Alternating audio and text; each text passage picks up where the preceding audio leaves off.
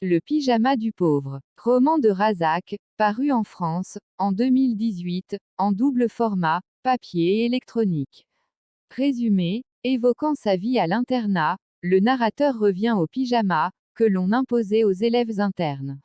Ainsi, partant d'un simple jeu de mots, le pyjama passe de l'univers vestimentaire, au symbolique. Une linguistique toute nouvelle en est ébauchée, avec humour et dérision.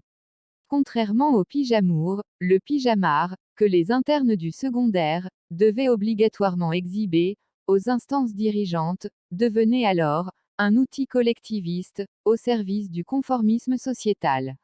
Parallèlement, et au fur de la progression narrative, les contradictions du système éducatif sont mises à nu. Extrait, c'étaient des ouvrières mal payées, et travaillant à la chaîne, et puis qui n'avaient pas le temps de vérifier si la taille du prototype initial était bonne, ou si les proportions étaient équilibrées et convenables. Singer, la légendaire machine à coudre, qui se chargeait de corriger les erreurs d'usine, chez les couseuses, du souk hebdomadaire, devrait les plaindre, pour cette criarde malhabileté.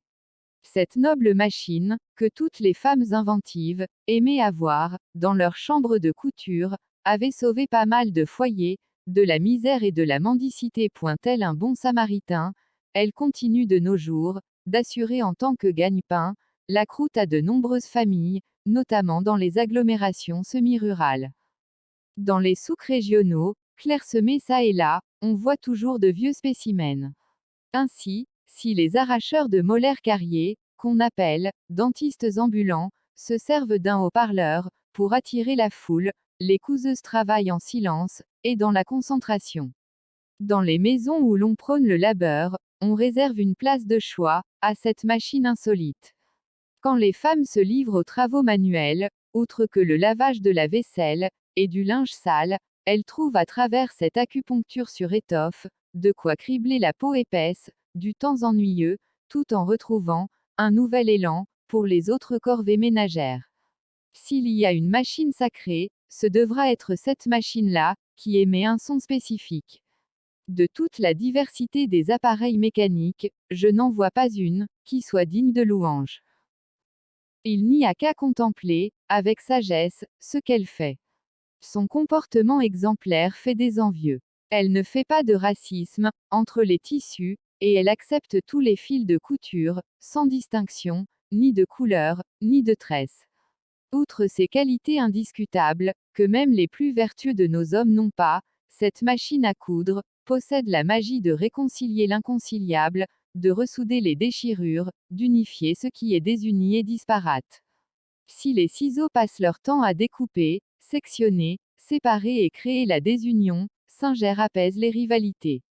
Elle ne connaît ni jalousie, ni vantardise, alors qu'en cas de maladresse, les ciseaux, en finissant avec le tissu, s'en prennent parfois aux doigts de ceux et celles qui les manipulent. Dans ce cas, ils deviennent des ciseaux sanguinaires. Dans de nombreux films de gangstérisme, l'arme du crime est un ciseau. Les scies électriques et les tronçonneuses sont encore pires. Parfois, au lieu de couper le bois, elles se vengent du bûcheron, qui les manipule.